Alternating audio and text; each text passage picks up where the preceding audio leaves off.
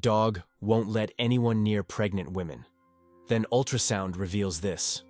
Laura Miller had always believed that her golden retriever, Maggie, was the gentlest soul on earth. For 4 years, Maggie had been nothing but sweet, chasing butterflies in the yard, greeting neighborhood kids with a wagging tail, and curling up beside Laura every evening. But everything changed just 2 weeks after Laura found out she was pregnant. At first, it seemed harmless. Maggie began following her from room to room, never letting her out of sight. When Laura sat, Maggie sat. When Laura stood, Maggie nudged her legs, as if trying to guide her back down. It was unusual, but Laura figured the dog just sensed something new. Dogs were intuitive like that, weren't they? Then came the growling. It happened one morning when Tom leaned in to kiss Laura goodbye. Maggie wedged herself between them, let out a low, rumbling growl and bared her teeth. Laura froze. Tom stepped back, startled. Maggie had never behaved like this before. Not toward him, not toward anyone. From that moment on, it escalated. Maggie wouldn't let Laura's sister, Kim, sit beside her on the couch.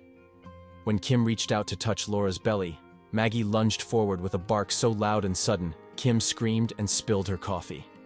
Maggie didn't bite, but it was close enough that everyone started looking at the dog differently. Neighbors began to notice. Maggie, once the friendly favorite of the block, now stared people down through the fence. Tom's mother suggested they crate her when visitors came over. Others weren't so polite. The worst part was at night. Maggie refused to sleep in her usual spot on the floor.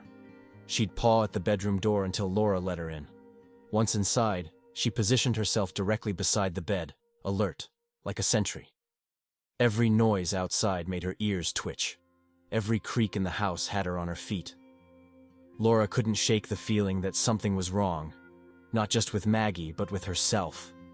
The dog wasn't just being overprotective. She was on edge, as if warning of something unseen. And when Laura looked into Maggie's eyes at night, she didn't see fear. She saw urgency, like Maggie knew something no one else did.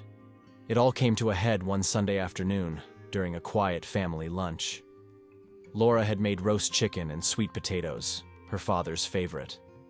Her parents sat at the table, chatting and sipping iced tea. Everything felt almost normal, until her father stood to clear his plate and walked toward Laura's chair. Maggie lunged. With a sharp, sudden bark, she planted herself in front of Laura, growling, teeth bared, eyes locked on her father like he was a threat. Chairs scraped, glasses rattled. Her father froze mid-step, unsure what to do.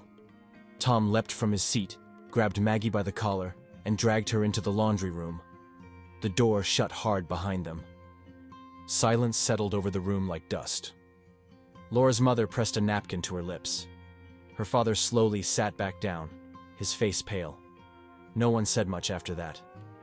When the family left, Laura stayed on the couch, staring at the closed laundry room door. Maggie's quiet whines seeped through the wall. That night, Tom didn't talk much. He fed Maggie in silence, avoiding eye contact. When Laura asked if he was angry, he only said, "I'm scared." Maggie had never been violent, but something about her now felt unpredictable. Tom started locking her out of the bedroom at night. Maggie would scratch the door until her paws bled. Laura couldn't bear it. She let her back in, but the fear stayed. A few days later, Laura stood at the sink, rinsing dishes, when a wave of dizziness hit her. The room tilted, her legs wobbled. Before she could say a word, Maggie sprang up from across the room, barking wildly, rushing to her side. Maggie nudged her with her nose, hard, again and again, forcing her to sit on the kitchen floor. Laura sank down, dazed, her hands trembling. Tom rushed in and found her pale, breathing shallowly. Maggie pressed tightly against her body. They called the doctor. Laura sat quietly on the couch afterward, Maggie beside her like always. But something was different now. Laura's heart pounded, not just from the dizziness, but from a growing fear she couldn't shake. What if Maggie wasn't overreacting? What if she was trying to save her? The day of the ultrasound felt heavier than usual. The sky hung low with gray clouds, and the wind pushed dry leaves across the driveway, as Laura and Tom loaded into the car. Maggie refused to stay behind. She climbed into the back seat and cried softly the entire drive, her nose pressed against Laura's shoulder. At the clinic, Maggie hesitated at the entrance. Tom tugged gently at her leash, but she planted her paws and whimpered. Her eyes locked onto Laura's belly, then the clinic door. People in the waiting room stared as Tom finally lifted her into his arms and carried her inside. The exam room was quiet, humming with soft fluorescent lights. Laura lay back on the table as the technician squirted gel onto her stomach. Maggie sat at her feet, unmoving. The monitor flickered, and Laura watched the grainy image of her baby appear. The technician's smile faded. Her eyes narrowed slightly. Then she excused herself without a word. A few minutes later, Dr. Keller stepped in, her face calm but unreadable.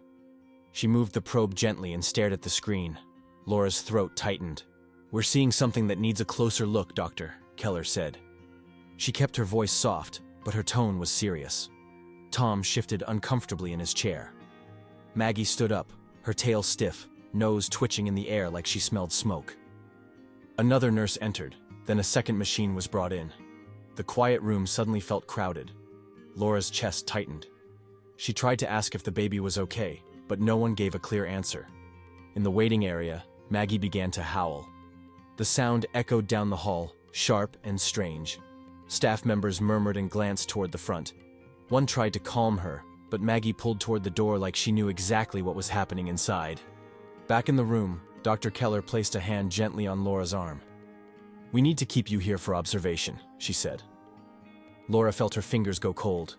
"What does that mean?" "Your hormone levels are showing something unusual.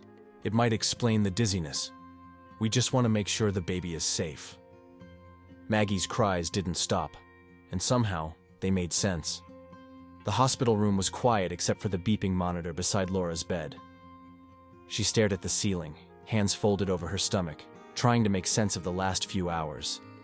Maggie wasn't allowed inside, but Laura could feel her presence like a weight just outside the door. Doctors and nurses came and went. Blood was drawn. Vitals checked. No one said anything too clearly, only that they were watching her levels and wanted to be cautious. It was a word they kept using. Cautious. By the second day, they had an answer. A young nurse explained it gently. Laura had a rare hormonal imbalance, one that didn't always show early on. If left untreated, it could have caused complications. Serious ones. Possibly even a miscarriage. But they'd caught it in time. Just barely. Laura looked down at her belly, stunned. She hadn't felt anything but tired and dizzy. If Maggie hadn't acted the way she did, she didn't even want to finish the thought. Later that evening, Tom sat by her bed with his phone in hand. He had been quiet all day. Finally, he looked up. "I talked to Dr. Emery, Maggie's vet." Laura blinked. "The vet?" Tom nodded. He told her what the vet said, that dogs can detect subtle hormone changes in humans, sometimes cortisol, sometimes changes in scent caused by progesterone drops. It was rare, but there were cases. Documented ones. Dogs that warned their owners of cancer, seizures, even pregnancy loss. He paused, looking down. He said Maggie may have sensed it before anyone else. Laura's throat tightened. She remembered the way Maggie stood guard, barked at family, cried when she fainted. It wasn't fear. It wasn't aggression.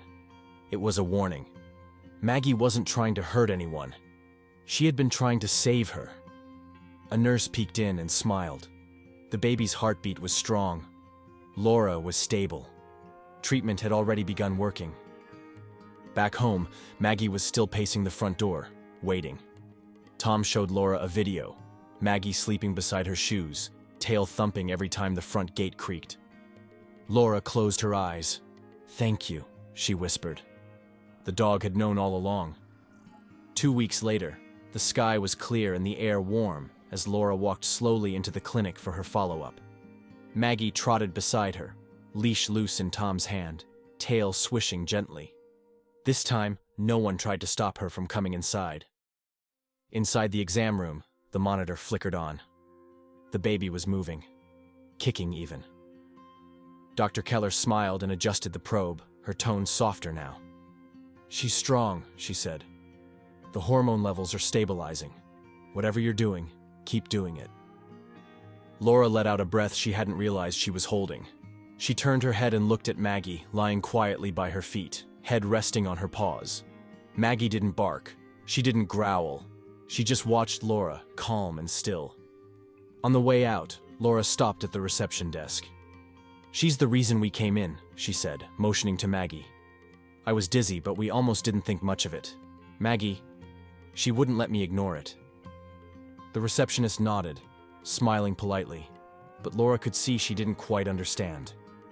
That was okay. That night, Laura posted a short story on her Facebook page. A picture of Maggie curled up beside her belly. A few paragraphs about how the dog had sensed something before any human did. She ended it with one line. "She saved our baby before we even knew she was in danger." By morning, the post had been shared thousands of times. Messages poured in, people with stories of their own, people saying they cried, people calling Maggie a hero. A local news station reached out. Then the animal shelter where they'd adopted Maggie 4 years ago shared the post on their page. Donations came in. Volunteers signed up. And by the end of the week, the shelter had renamed one of its maternity kennels, Maggie's Watch. Months later, in a soft-lit hospital room, Laura held a healthy baby girl in her arms. They named her Emily Grace. Back home, Maggie met her with a gentle sniff, then curled beside the crib as if she'd always known her. Laura stood at the doorway and smiled. "You knew she was coming. You knew she needed help." Maggie wagged her tail, eyes bright, already on guard, just in case.